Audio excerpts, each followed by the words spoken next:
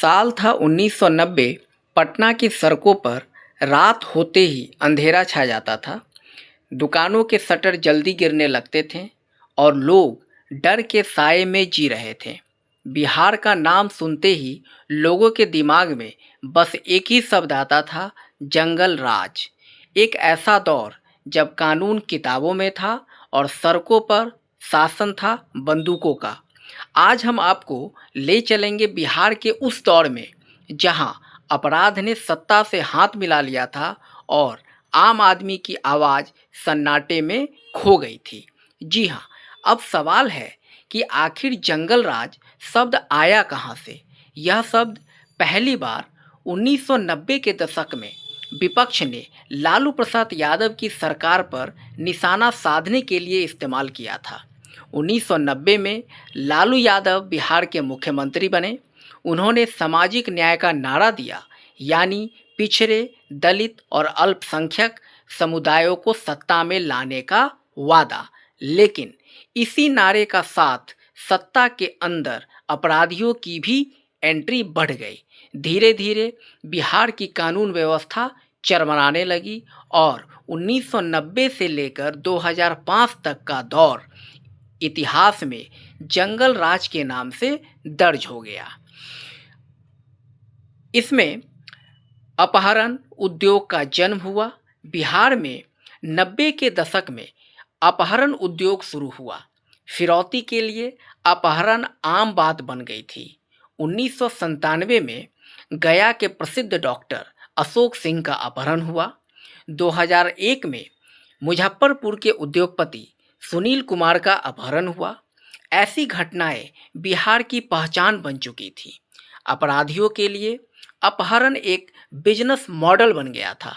एक रिपोर्ट के अनुसार 1990 से 2005 के बीच 32,000 से ज़्यादा अपहरण के मामले दर्ज हुए थे और उनमें से अधिकांश का कोई अता पता ही नहीं मिला। इस दौर में कई बाहुबली नेता उभरे, जिनमें से कुछ विधायक तो कुछ सांसद बन गए। सिवान के मोहम्मद शहाबुद्दीन, मोकामा के अनंत सिंह और दानापुर के सूरजभान सिंह और कई अन्य, ये वो नाम है जिनका डर लोगों के दिलों में बसता था। अपराध और राजनीति का गठजोड़ इतना गहरा था कि थाने का रास्ता पहले विधायक के बंगले से होकर गुजरता था। तो दोस्तों, 1990 का दशक जातीय हिंसा का सबसे खौफनाक समय था।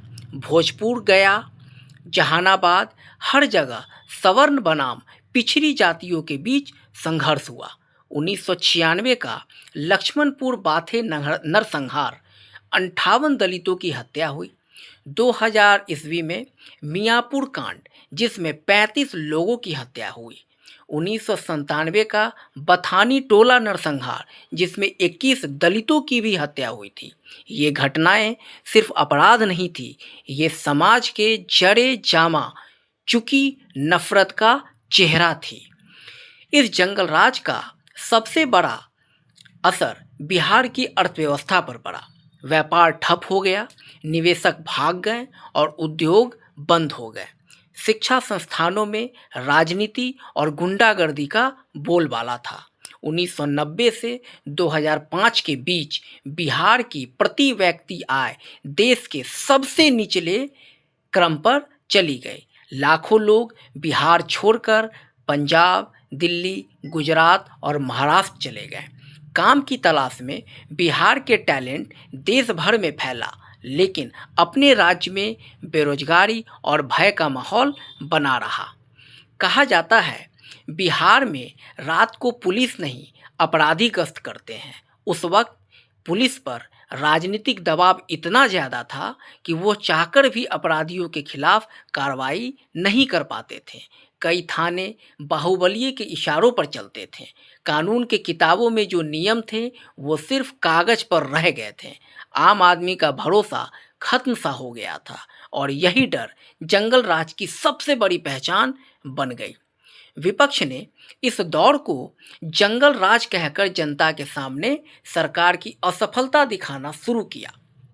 मीडिया में रोज अपराध की खबरें सुर्खियां बनती थी। अपराधी मंत्री, अपहरण राज्य और हत्या की राजधानी जैसे शीर्षक अखबारों में छपते थे।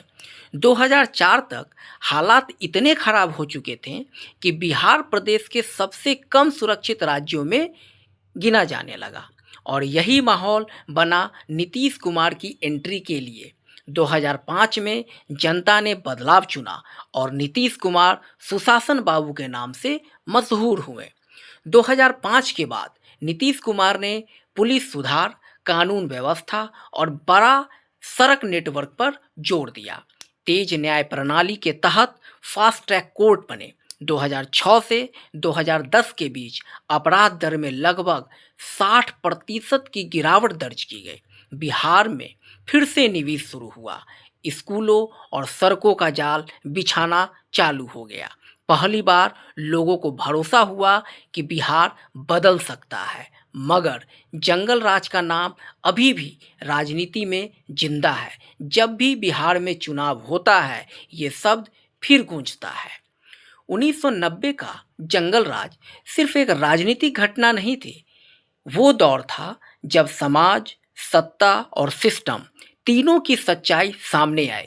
वो समय याद दिलाता है कि कानून का राज कायम रखना कितना जरूरी है।